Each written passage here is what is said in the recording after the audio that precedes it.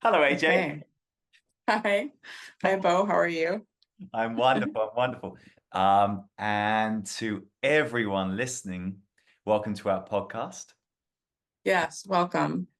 This is all about the space in between.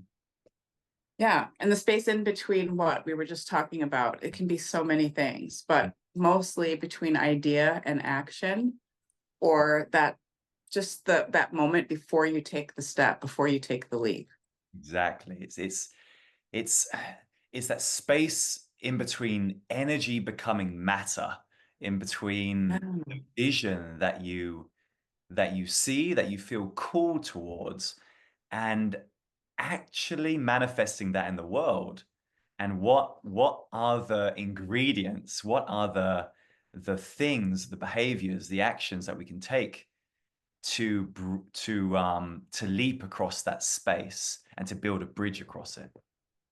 yeah, or like what stories are we creating for ourselves about like the crocodiles that are in the water that we're leaping across, or the Yes. stickiness of whatever's stuck to our shoe that makes it so we can't actually leap, right? Whatever that is.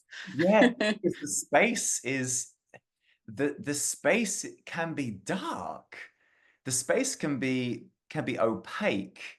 And although we see Mhm. the vision, although we can feel the fire within us and the compass of our spirit pulling us towards the other side, ultimately we can never know the future.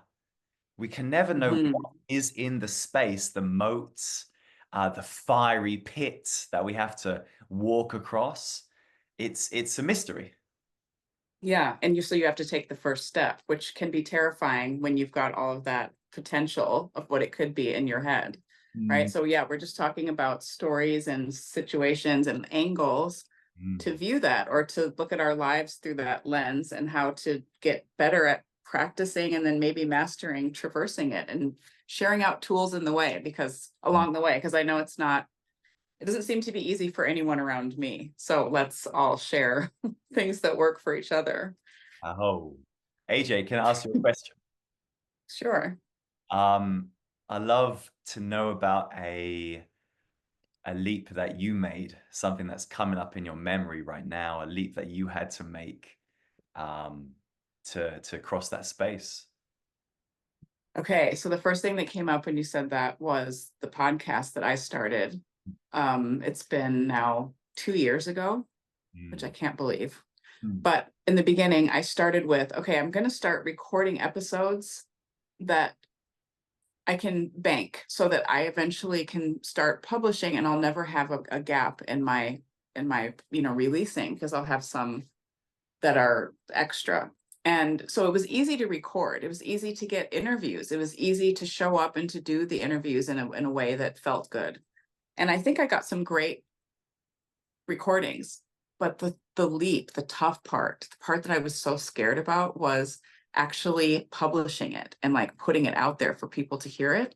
mm. There was all this like negative talk that came up inside that was like, what if somebody laughs at you? What if somebody, like, I've had this physical feeling of somebody pointing and laughing at me. And I actually ended up turning it into an episode, was Oh, that I've been scared to start this podcast, mm, and just kind of like said what I'd been going through and how difficult it was for me.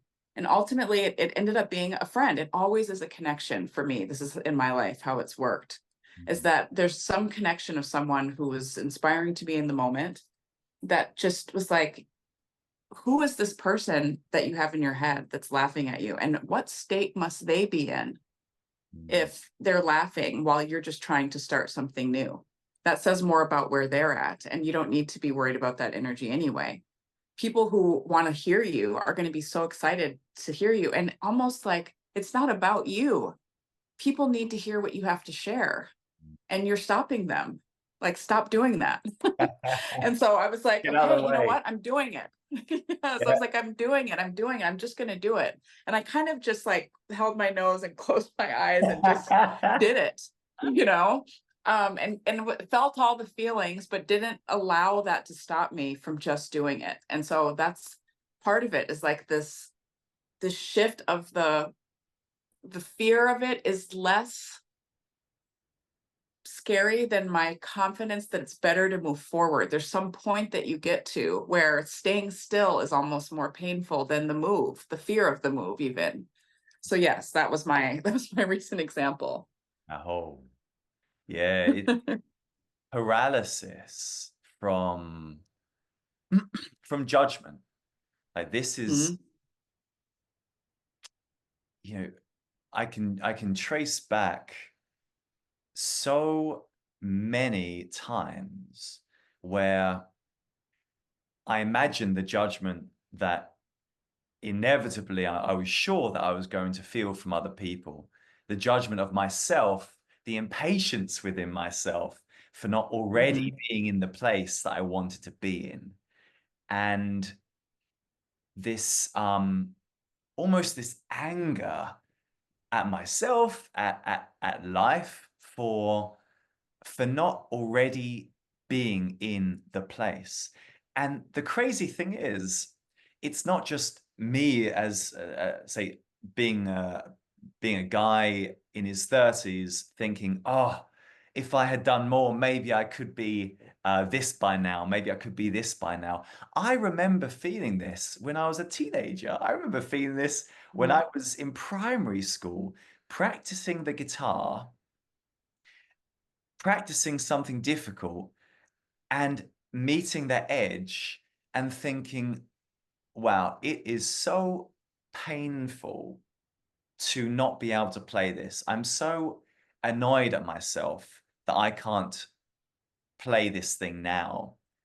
And the impatience was at the time not something I could handle. So I ran away from it. mhm, So that's the mhm. difference between the people who did go on to be unbelievable guitarists. And this is something I could sit back and regret, but thank goodness I'm learning the lesson now that the pain inevitably comes, the fear inevitably comes when you get towards the edge, and that part of us, the mind, wants to run away or be a victim or hate something. And Mhm. if we can weather that storm, preferably with the tools to rest on positive beliefs, to be mindful, to be present, then that storm passes and we can carry on past the edge. And that's where growth happens. That's really interesting. I really like how you framed that, that there's this expected phase of discomfort, Mm, right? Like you're when you move to the edge, it stirs something up. mm, And so if you expect that and you are able to identify like, oh, there's that thing I was expecting, then you're not sort of like swept up and lost in what's happening. You're instead staying conscious and aware. You're continuing to choose and move through it. And I think that's a really key, just a little nuance that if you can like have that clarity of the vision, then you're able to push through. mm, Yeah. A little bit of the special sauce. mm. Bravery, right? Like again, spaces. I'm now in my head since that introduction. I just have this idea of this space and the moat and the crocodiles. And Yeah. like, I think that the mind, it it's it's a danger radar.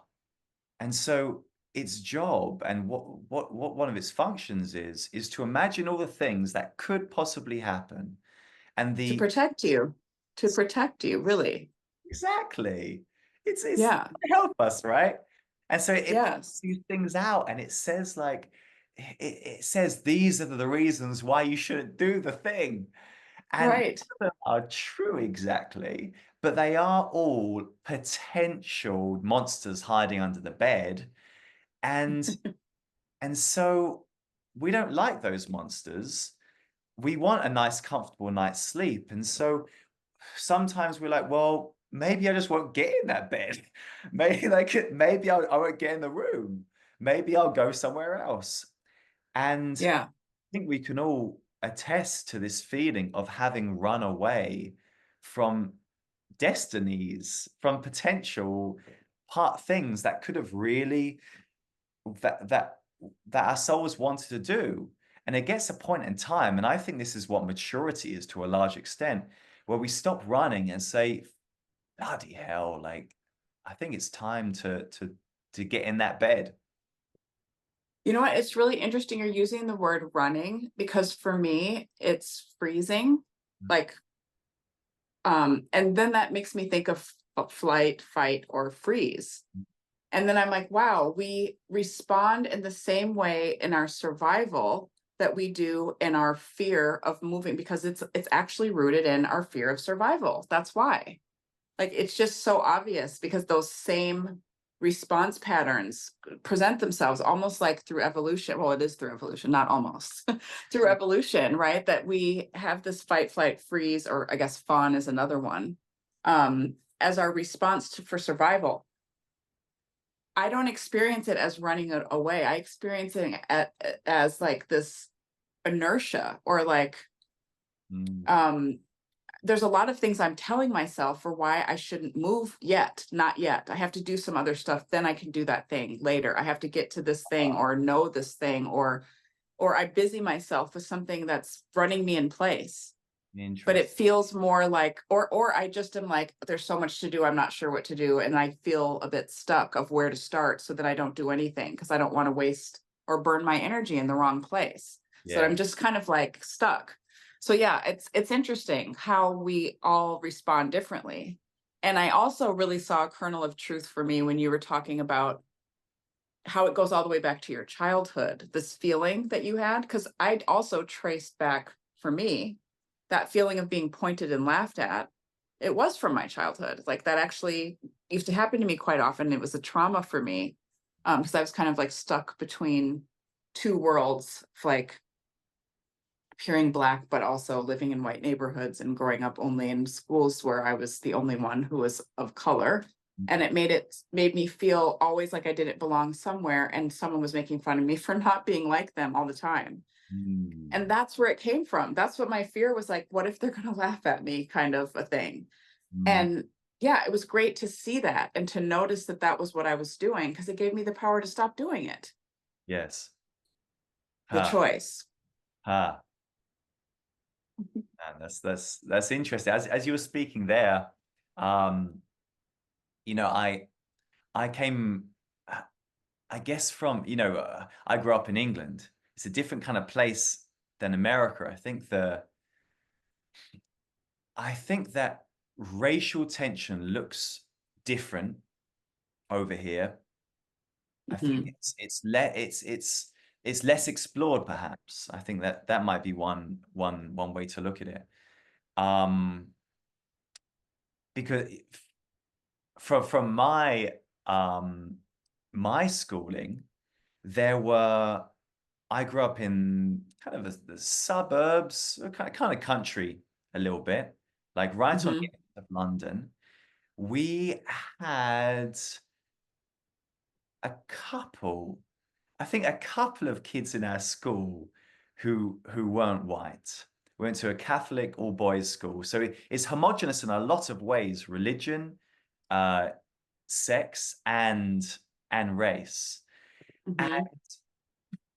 and so the the thing I felt growing up was a deep yearning to be different because there was a lot of sameness. And Oh, interesting. so for me, there was a lot of like you know, there was my aunt. So my aunt moved to the States and she she married a she married a an African American dude called Chris, who was so dope in so many ways.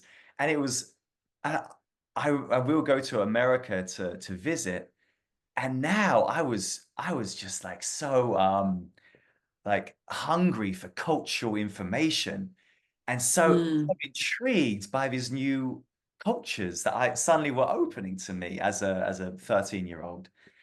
And Mhm. then at 18, I moved out and then started traveling ever since and living in these different places and picking up all these different things. So yeah, for me, it was always like, uh, I was always hungry for new cultural ways of being.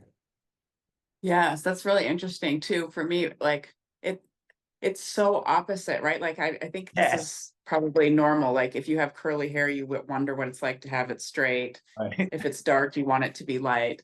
Um, yeah, I guess the other similar theme for me, in addition to this otherness feeling, or always feeling like I had to work through a feeling of otherness or like belongingness, was Mm, something that I wanted to feel. The other was my roots are not traceable.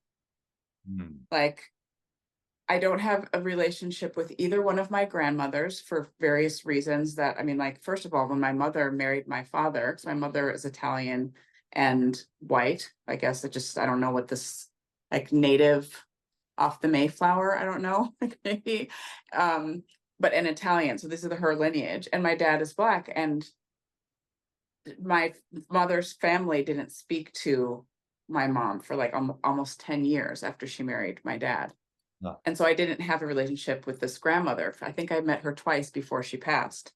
And mm, on my dad's side, he left when I was young. And so we didn't really have a relationship with that side of the family much at all because mm, my mom was raising us by herself. So on both sides, there wasn't this like matriarchal energy that I could draw from or trace. And I didn't really notice how impactful that was until I got a lot older and more mature. And I had all these people around me that were connecting with ancestral energy or talked about their deep connection with their grandmothers. And I was like, I really missed out on having this like amazing wisdom, and whatever. But there's this hunger in me as I travel to connect those roots of like the different places that I visit. I have this hunger to understand their lineages, understand their practices, what has survived throughout colonialism, what has been disrupted, how have they managed to thread together a verbal history, an oral history that has survived, because that's so powerful when there's certain little people. And along my travels, I've found amazing, like this Palenque people in Colombia who managed to escape slavery and win their freedom and lived in this little village since the 15th century mm. and never were colonized, just this one little town. And they Wow. still live there today. And there's amazing stories that I got to speak to them about. So I've just had these really cool, rich experiences because of my desire to try to connect the root or connect to the root. And I Mm, think all of these things are gifts. Like because I didn't have this, I then sought it. And that seeking, as you were talking about, that feeling of a pull is aligned with my experiential like wisdom of what it is that I want to move towards and what it is that lights me up. And it's lacking in my lineage because it can inspire me to search for it and share it in other ways. uh, So I don't know, I appreciate it in that way. Interesting. You touched on travel there, and that's something we love. We both share as well. Um, Yeah. for this, you know, I think that when I think of the space in between, um, lots of times it's there are I find myself um limited, or at least I limit myself based on what I believe to be possible, the limited beliefs that I hold. I think Hmm. travel has such an incredible ability to blast those beliefs wide open, and Yes. to see how other people can act and be, and how societies can move. And Hmm. spoke about Colombia just then. I spent a lot of time in Colombia in my about 10 years ago. And I it was my first country in South America that I ever visited. And I was blown away by the not just the warmth. You hear like, oh, Latin America, very warm and like very friendly, but Hmm. the willingness to to dissolve the armor, remove the mask, and really like to show yourself, whether it's through the way they dance and express, Mhm. the lack of timidity in approaching somebody new and saying how you feel, expressing what you think about them. And I found this so liberating, so refreshing that I thought, holy crap, like this is how open people can be. This is how open I can be. Mm. So which part of Colombia were you in? I was in Bogota the most. I traveled around, but Okay. Bogota is the place that I felt like, wow, Okay. So I went to Medellin for a while, and then I was in Cartagena for the larger, like maybe 4 months or so never in been. Cartagena. It's just it was so first of all, it's so hot and so windy. This combination of like warm wind. I'll never forget the wind. It was always windy. Like there's just this continuous breeze. And that was beautiful. It's like, I don't know, freeing in some way. You always feel like you're being cleansed. And Mhm. it's like I've never felt this feeling of a wind tunnel when there's no tunnel, but that's what it felt like in Cartagena. Wow. Um, and it felt, yeah, it felt purifying and cleansing, and like it was washing things away all the time. It just felt really cool. So I really liked that part, and beautiful in terms of like the architecture, and they maintained nice, history and all of that. But the people that we connected with were just so, as you said, warm and free, and um I don't know, just kind and supportive and all these different things. But that's what I love too about travel, is that you think that you know areas that you could have your mind blown, but then when you travel, you see areas you didn't even conceive that this could be a way to live differently or think differently. And you're right, it just rearranges like the furniture and in your mind of like what is possible. That's Yes. why I also love it so much. But I've found such an interesting, because I've traveled quite a bit. I've been so grateful in my life to have the opportunity, first through work, Mm. and then through, I mean, actually my first travel was when I was in college, and I just saw this like tab on the board and grabbed, okay, semester abroad in Europe. Mm. And I could get the same credits. I was in college, and it was like an easy thing. I just had to make some spending money, and I just did it. And then it was like, okay, through work. And I've been in so many different places. And now my husband and I are avid travelers, and my kids love traveling. And um, it's been so eye-opening to start to see patterns, because I've been to so many places. I can say how different it feels to live in a place that maybe this is the lens I'm looking at it through, right? Because of course that's what I bring to every experience.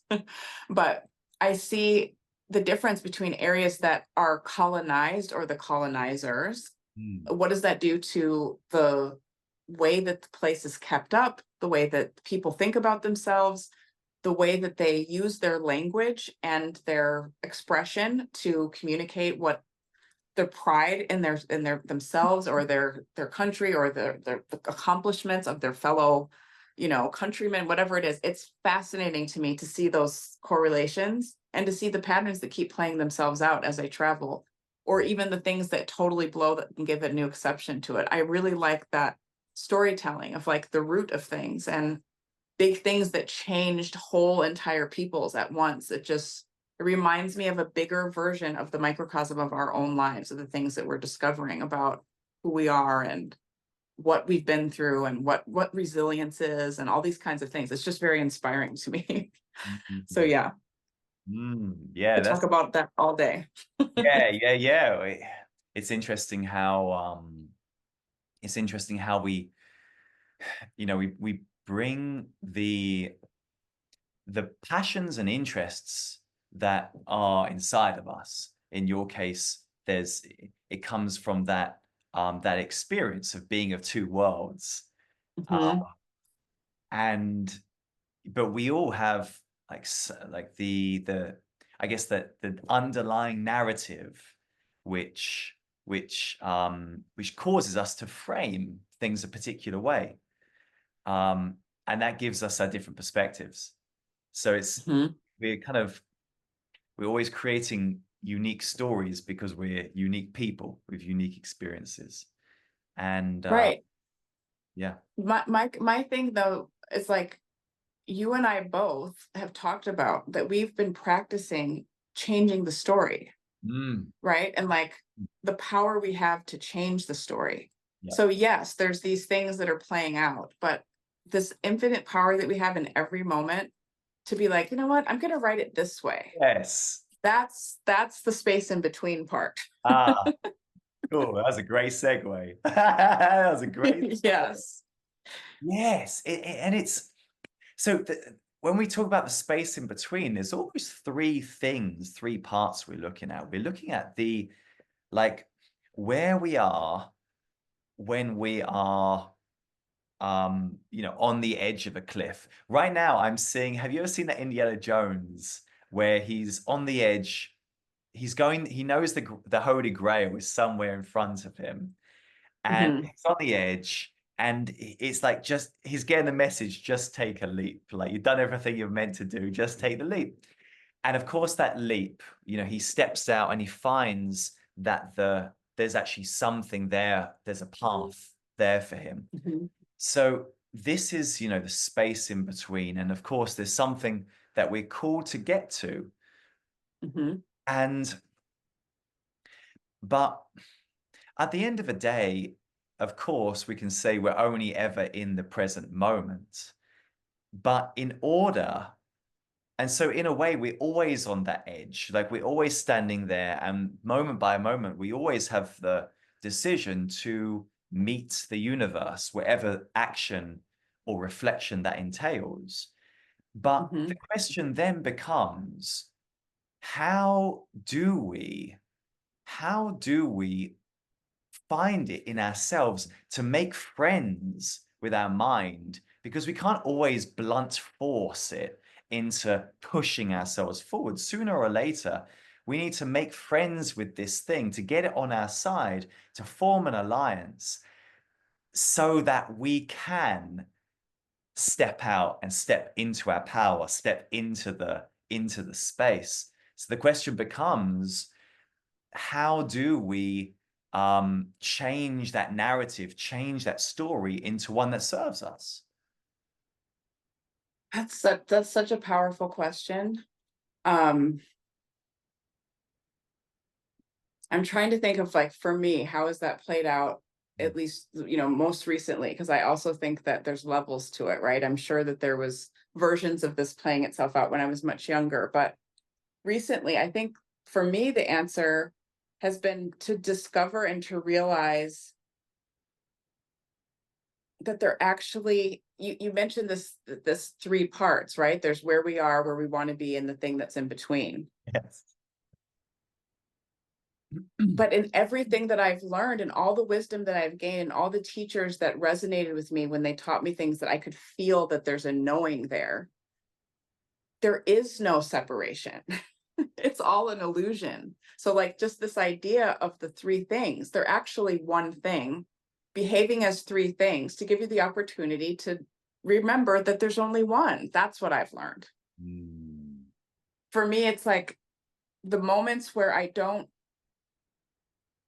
know that or see that, or I'm not in that vibrational awareness, are the ones where I'm distracted, or I've forgotten, or I've gotten off the path, or misaligned within myself in some way. Because as soon as I turn the light back on and see what it is I'm choosing, and see that I can choose something different, everything shifts again. So it's like if I see this as I'm here, that thing is over there, and there's this path I have to travel in order to get to this outcome, I've already put my mindset and my lens, my perspective, as you were saying, is already around how do I go from here to there? I have to figure it out. I have to find the tool, the material to move me there. And that does require a push, a force, a blunt object to push it. And we got this from like Newton and all of his, an object is in motion. It stays still unless it's pushed and all this stuff. Andy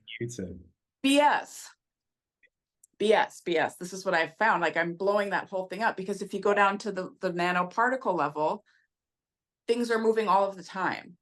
They stay moving all of the time until we assign conscious awareness and meaning and weight and pressure and all the things that we assign to it. That's what makes it lock into place. So like if I begin to see that although I may feel like I'm standing on a bridge and there's a moat of water and there's a thing over there that I need to get to that I don't have, that I need, that without it, I'm yearning. Mm. I'm always going to be in that setting of trying to cross this moat. This like the space in between is kind of like an oxymoron because like there is no space, but then that's really all there is at Mm. the same time. So yeah, I don't know. For me, it's always been to notice, to become aware of what, to zoom out. Mm. And then I can see that I have the choice to see myself as the one who set up this obstacle to traverse. And I'm the one who's creating the crocodiles in the moat. Mm. And I'm the one who gets to experience the joy of traversing it. But I'm the one who set up this entire apparatus for myself. So there really is no separation between it and that. I'm just having an experience. And do I want to experience jumping over moats and being afraid of what's on the other side, or do I want to do something else? Like Mm. that's the freedom point for me, is like when I can back up and see the moat as this poof illusion. Mm. I think that is the most perfect place to wrap up this amazing conversation. I think that's Okay. incredibly good. We can keep it going next week. Yeah, it's getting juicy. Absolutely. I'm excited to see where this goes. Absolutely. Amazing. Well, until next time.